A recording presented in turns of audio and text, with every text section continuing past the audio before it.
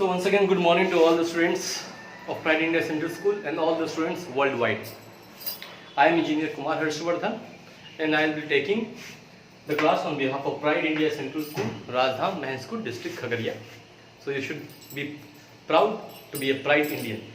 So next, we have already completed this chapter, the role of the Constitution. So today, we will be looking forward towards the question and the answers of this chapter. So let's start with the first one, that is the tick the correct option. Let's start with the first one, that is tick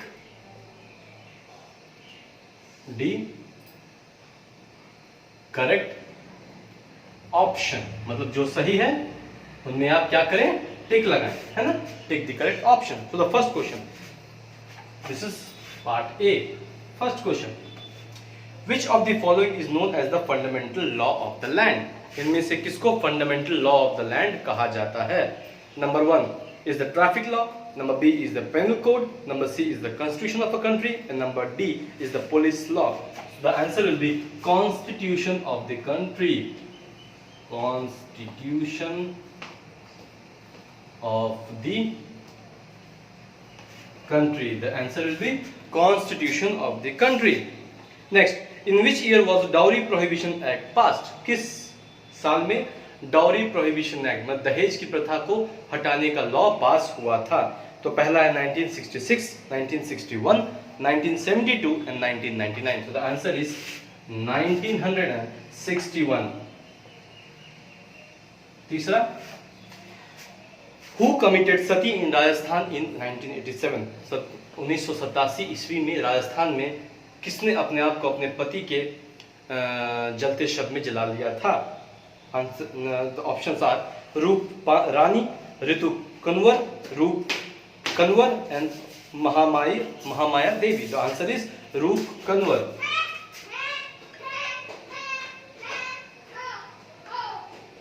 चौथा, which act gives right to a daughter to be treated as equal as a son? ऐसा कौन सा संविधान में एक ऐसा कानून है जो बेटियों को बेटों से बराबरी का हक देता है? बल्कि मैं तो कहता हूं कि बेटियों को बेटों से बढ़ के हक देना चाहिए, है ना. बेटे नालायक निकल सकते हैं लेकिन बेटियां कभी भी नालायक नहीं निकलती हैं, है ना. तो which act gives right to a daughter to be treated as equal as the son? So पहला is the Hindu succession act 1956, Hindu Succession Amendment Act 2005, Hindu Succession Act 2009, and Hindu Succession Amendment Act 1975. So the answer is Hindu Succession Amendment Act 2005. That is Hindu Act 2005. इसका answer क्या होगा? Hindu Act 2005. Next, which commission was established in India in 1979 to give more reservation to SCs and STs candidates? है ना, कौन सा commission establish हुआ था? Answer को पता है. The answer is Mandal commission. तो options are Balakrishna commission, Sandal commission, special commission और Mandal commission. So the answer is Mandal commission. The answer is Mandal commission. Answer क्या है? मंडल कमीशन. ओके, सो पहला का answer constitution of the country 1961, Roop Kanwar, Hindu act 2005 and Mandal commission. I think this might be very much clear to you. So we'll move on to the part B of the questions.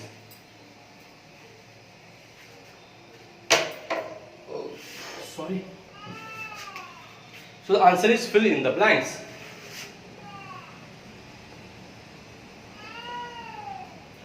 Sorry, the question is not the answer. Question is fill in the blanks. So number 1, the Indian Constitution came into force on, है ना. See, आपको यहाँ पे शायद doubt हो सकता है, came into force का मतलब है कब से उसे लागू किया गया, और एग्जिस्टेंस का मतलब है कब से वो बन के तैयार हो गया, है ना. जैसे अगर आपने चैप्टर को पढ़ेंगे तो आपको दिया हुआ है कि वो 26 नवंबर 1949 को बन के तैयार हो गया था, लेकिन लागू नहीं हुआ था, है ना. मतलब कि आपने किताब पढ़ तो लिया, है ना, पढ़ तो लिया आपने किताब, उनकी किताब में ये दिया हुआ, ये दिया हुआ, ये दिया हुआ, लेकिन अपने जीवन में आपने उसे लागू नहीं किया, है ना. सपोज आपने कोई चैप्टर पढ़ा लाइट के बारे में, है ना, तो ट्रांसपेरेंट ऑब्जेक्ट के बारे में पढ़ा, उसमें ट्रांसल्यूसेंट ऑब्जेक्ट के बारे में पढ़ा, तो आपने देखा कि किसी ऑब्जेक्ट से अगर लाइट पूरी तरह से पास करती है तो उसे हम ट्रांसपेरेंट बोलते हैं, लेकिन जीवन में आपने लागू नहीं किया. आपने कभी भी उसे एक शीशे के ग्लास में देखा नहीं उस तरह से कि हाँ ऐसा सही में होता है। तो इसका मतलब ये, इसमें भी दो चीजें हैं कि बन के तैयार वो 26 नवंबर 1949 को हो गया था, लेकिन भारत में वो कब लागू, वो बन के तैयार था, पेपर के रूप में बन के रखा हुआ था, लेकिन तब तक लागू नहीं हुआ था, है ना। भारत देश में लोग उसका इस्तेमाल नहीं कर रहे थे, लागू नहीं हुआ था, लोगों को वो बताया नहीं गया था, उसका पालन नहीं करवाया गया था, लेकिन पालन करवाना कब से शुरू हुआ? 26 जनवरी 1950 से। तो the first question is the Indian constitution came into force on 26 January 1950।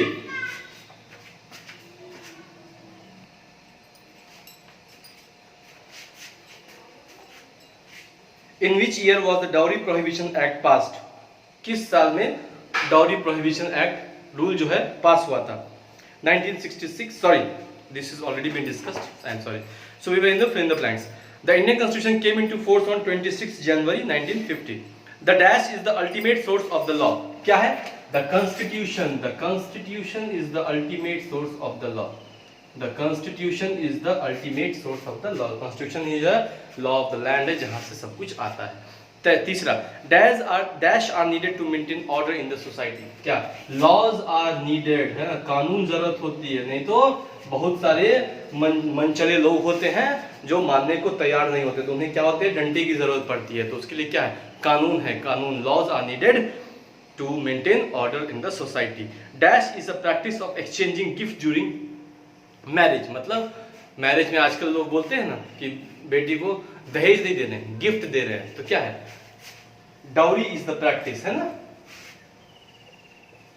Dowry is the practice of exchanging gift during marriages, है ना। गिफ्ट के नाम पे दहेज देते हैं ताकि पुलिस पकड़े नहीं, कोई भी कंप्लेन उसमें नहीं हो सके। इन 2006, है ना, in dash the government made laws for reservation of seats for the backward in the IITs। ये इंजीनियरिंग की सबसे टॉप इंस्टीट्यूट है जहाँ पे जाने के लोगों को बहुत मेहनत करना पड़ता है, बहुत मशक्कत करना पड़ता है, बहुत दिमाग की भी ज़रूरत होती है, लेकिन वहाँ पे भी सरकार ने क्या किया है? रिजर्वेशन डाल के उसे खराब किया है। So in 2006 the government made laws for reservation of seats in the backward for the backward class in IITs and the IIMs। कहाँ पे? 2006 में, इन 2006। So this is the answers and the of the fill in the blank. So next on we'll move to the group C. Okay, I think this will be very much clear to you.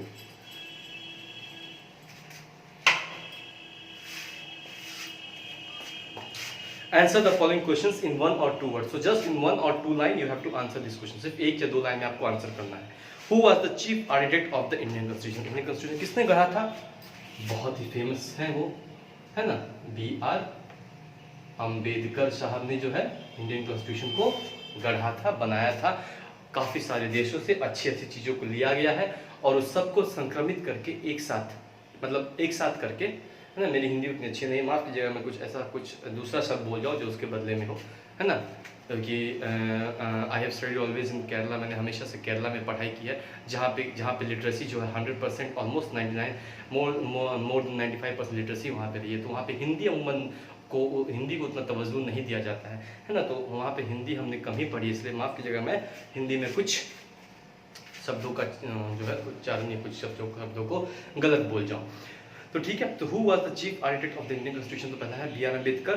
What is the creative way of showing dissent called constructive dissent? दो तरह के होते थे, एक होता है constructive decent, एक होता है डिस्ट्रक्टिव डिसेंट। इसको क्या बोलते हैं हम? कंस्ट्रक्टिव डिसेंट,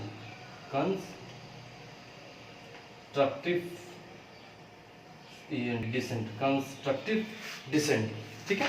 तीसरा, when did the Indian constitution pass? Indian constitution कब पास हुआ था?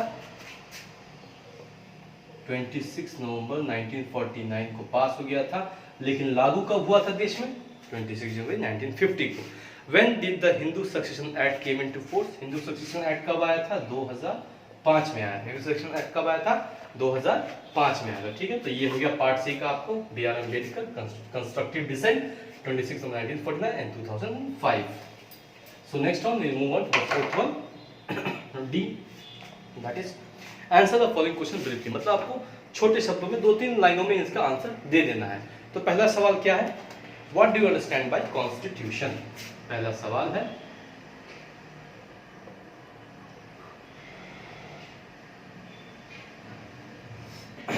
What do stand understand, sorry मेरे हैंडराइटिंग की थोड़ा उतनी अच्छी नहीं बनती है बोर्ड पे, what do understand by constitution, constitution मतलब संविधान से आप क्या समझते हैं, तो इसका आंसर है ये, क्या इसका आंसर है कि constitution, what is constitution, constitution of a country is the fundamental law of the land, constitution of A country is the fundamental law of the land, law of the land, constitution of a country is the fundamental law of the land, a constitution binds diverse people together, इतना ही आपको लिखना है, a constitution binds diverse people together, ये अलग अलग तरह के लोगों को एक साथ जोड़ के रखता है। So what do understand by constitution, constitution of a country is the fundamental law of the land and it a constitution bind diverse people together. Question number 2 पे हम चलते हैं। सवाल दूसरा क्या कह रहा है, दूसरा सवाल ये कह रहा है कि why are laws needed, why are laws needed मतलब कानून क्यों जरूरी है, कानून हमारे देश में क्यों जरूरी है, बहुत जरूरी है हमारे देश में कानून, है ना। तो क्या होगा इसका answer, to maintain the order in the society, to maintain peace and order in the society and to ensure the welfare of the people, है ना। To maintain peace and order in the society and welfare of the people, ये सब कुछ आपके notes में होना चाहिए। जब आप वापस स्कूल खुलेगा तो आपके नोट्स में ये सब कुछ होना चाहिए। आशा करता हूँ जो अच्छे बच्चे होंगे, पढ़ने लिखने वाले बच्चे होंगे, उनके सभी के नोट्स में ये बना रहेगा।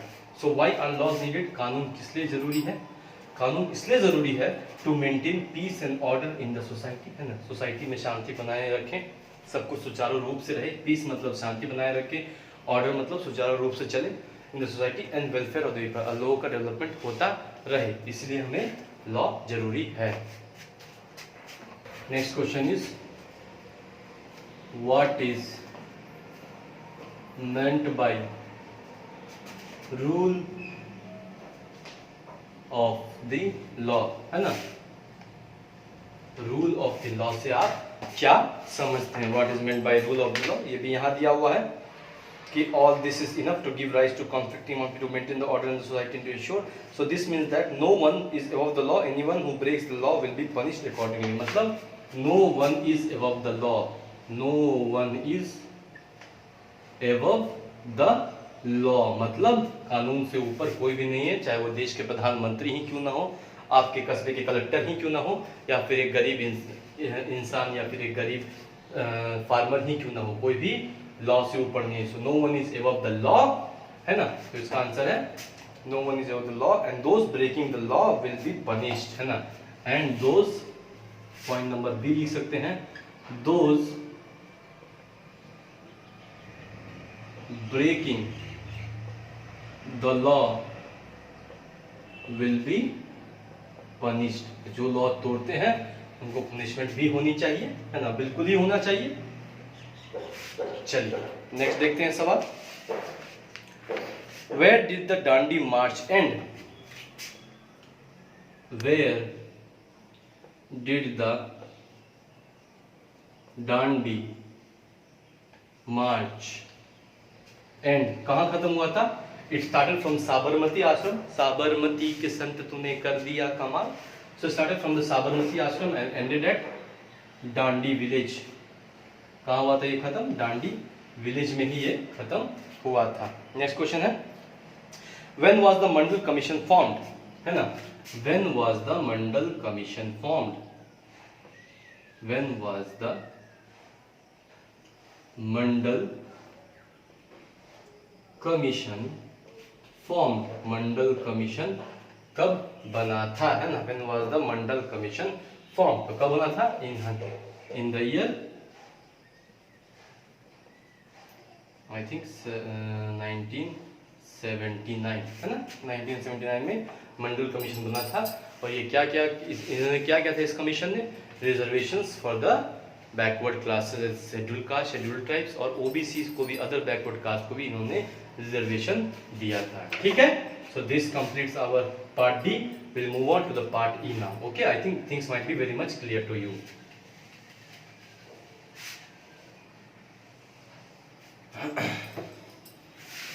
नाउ पार्ट ई, ये थोड़ा बड़ा सा हो क्वेश्चन होगा, इसमें थोड़ा आपको ज्यादा बड़ा आंसर लिखना पड़ेगा। So next, answer the following questions in details. Answer in details. Question number 1, ये आपने, मुझे लगता है आप लोगों ने लिख लिया होगा। मैं चाहता हूँ सभी के पास जो है नोट्स बना रहे, मैं 1000 बार कह रहा हूँ आप लोगों को, नोट्स आपके पास होना चाहिए, बनाओ। जो भी हम पढ़ा रहे हैं, कोई भी वहाँ पे बाद में आप हमें ये एक्सक्यूज ना दे कि पापा के पास मोबाइल नहीं है, तो पापा के पास नेट नहीं है, तो पापा लेके खेत में चले गए, ऐसा कुछ नहीं। आपको समय निकालना है, समय निकाल के पढ़ना है। अगर मेहनत स्कूल की तरफ से हो रही है तो आपकी तरफ से उससे ज्यादा मेहनत होनी चाहिए। So answer in details. पहला, write a short note on the constitution of India. Write short note on constitution of India. भारत के ऊपर एक छोटा सा लिखें, तो हम इसको पॉइंट्स में लिखेंगे, 3 से 4 पॉइंट लिखेंगे कि what do understand by constitution of India. So the constitution of India is the fundamental law of the land. पहला, constitution of India is the fundamental law of the land. The fundamental law of the land, पहला क्या लिखेंगे, जो भारत का संविधान है वो इसका मूल आधार है, फंडामेंटल लॉ है। दूसरा, अ constitution bind diverse people together. A constitution, binds मतलब जोड़ना होता है, ठीक है, डाइवर्स मतलब अलग अलग तरह के, people together. A constitution binds diverse people together by creating the laws, by creating some basic laws. ठीक है। तीसरा, this brings about harmony in the society. It brings peace and harmony in society. क्या करता है? It brings peace and harmony in society. Brings, ये and है, ठीक है, इसको आप कुछ और मत समझिए। एंड जो लिखते हैं ना ऐसे, एंड शॉर्टकट में उस एंड को ऐसे लिखा जाता है। So it brings peace and harmony in the society and all laws must be in accordance with the principle led by the constitution, है ना। ऑल लॉज, है ना, must be in accordance with the constitution of India and all the laws must be in ACCORDANCE accordance to the constitution, मतलब constitution के ही आधार पे जो है सारा लॉ बनना चाहिए, उससे अलग नहीं हो सकता है, कोई भी लॉ उससे अलग नहीं हो सकता है। तो 4 पॉइंट है। पहला, constitution of India is the fundamental law of the land. A constitution bind diverse people together. It brings peace and harmony in society. All the law must be in accordance, accordance मतलब उसी के आधार पे बनना चाहिए। तो the constitution and the constitution gives us information about the composition and structure of the government. It gives us information about, it gives us information about the following। किस किस चीज के बारे में हमें वो इंफॉर्मेशन देता है, इसमें हम सब लिख सकते हैं। Number 1, about the composition and the structure of the government and structure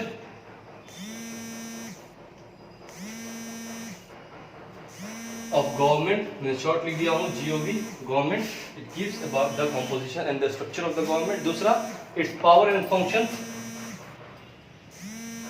power and functions of the government. It tells us about the power and the functions of the government. And तीसरा, it tells us about the right of the people, the rights of the people, है ना। 3 चीज के बारे में बताता है जो वेरी वेरी इंपॉर्टेंट है, स्टार मार्क है आपके लिए, है ना। So it gives us information about the following. Number 1 is the composition and structure of the government, the power and the function of the government, and number 3 is the right of the people. तो कल ये सवाल आएगा question number, आपको exam में ये सवाल आएंगे तो आपको ये पूरा जो है इसका आंसर लिखना है. So this is the answer for this. Here, write a short note on the Constitution of India. Constitution of India is the fundamental law of the land. A constitution binds diverse people together. It brings peace and harmony in society. शांति बढ़ता है society में. All the law must be in accordance to the Constitution. है ना, सारा law जो है constitution के मुताबिक ही होना चाहिए, है ना. No one is above the Constitution of India. कोई भी कॉन्स्टिट्यूशन से ऊपर नहीं है. And it gives us information about the following. इन सब चीज के बारे में बताता है. Composition and structure of the government. Government के ढांचे के बारे में और उनमें क्या क्या चीजें हैं उनके बारे में बताता है. पावर एंड फंक्शंस, गवर्नमेंट की क्या क्या पावर्स हैं उनके पास, क्या स्टेट गवर्नमेंट के पास क्या पावर है, सेंट्रल गवर्नमेंट के पास क्या पावर है, लोकल गवर्नमेंट जो पंचायती राज है, जिला परिषद, मुखिया, वार्ड के पास क्या पावर्स हैं, and function of the government, और गवर्नमेंट के क्या क्या काम है, सरकार के क्या क्या काम है, और राइट ऑफ द पीपल, और समाज में जो हमारे जो लोग हैं, जो सिटीजन हैं इस कंट्री के, उनका क्या क्या अधिकार है, मूलभूत अधिकार है. ठीक है, तो यहाँ तक है. ठीक है, अब हम नेक्स्ट क्वेश्चन की ओर बढ़ेंगे. नेक्स्ट क्वेश्चन क्या कह रहा है? नेक्स्ट क्वेश्चन कहता है कि which event initiated the prohibition of sati act 1987 being passed. ऐसा क्या हुआ था कि 1987 ईस्वी में जो है सती सिस्टम को, प्रोहिबिशन सती सिस्टम को लागू करना पड़ा था, और बहुत ही स्ट्रिक्टली लागू करना पड़ा था. ऐसा कौन सा इंसिडेंट हुआ था या ऐसी कौन सी घटना हुई थी? तो राजस्थान की वो घटना आपको लिखनी है इसके बारे में. ठीक है, तो मैं ये मिटाता हूँ, मैं समझता हूँ सब लोग लिख लिए होंगे.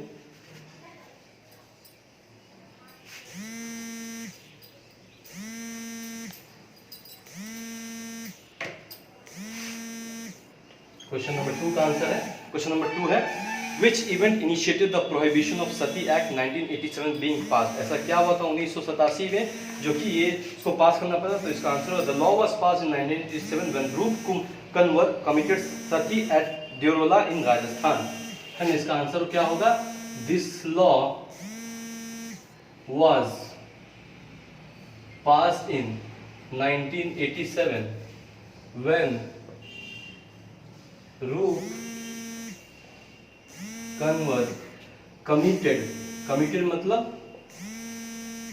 ऐसा किया. सुसाइड मतलब committed सुसाइड या क्या होगा इसमें? committed सती, सुसाइड नहीं, सॉरी, सती. committed सती मतलब जल जाना पति के साथ ही, है ना, जिंदा जला देना, है ना. सती एट कहाँ पे? DEORAL ड्यूरोला इन राजस्थान. इसके बाद क्या हुआ? सरकार को अपनी आंखें खोलनी पड़ी. लोगों ने सरकार की आंखें खोली और उसके बाद सती सिस्टम को जो है पूरी तरह से हटा दिया गया. ठीक है, तो मैं समझता हूँ ये भी आप लोगों ने लिख लिया होगा. अब नेक्स्ट क्वेश्चन की ओर बढ़े हैं. क्वेश्चन नंबर 3 क्या कहता है कि Discuss the law that has been passed to remove a social evil concerning the girl child. ऐसा कौन सा लॉ है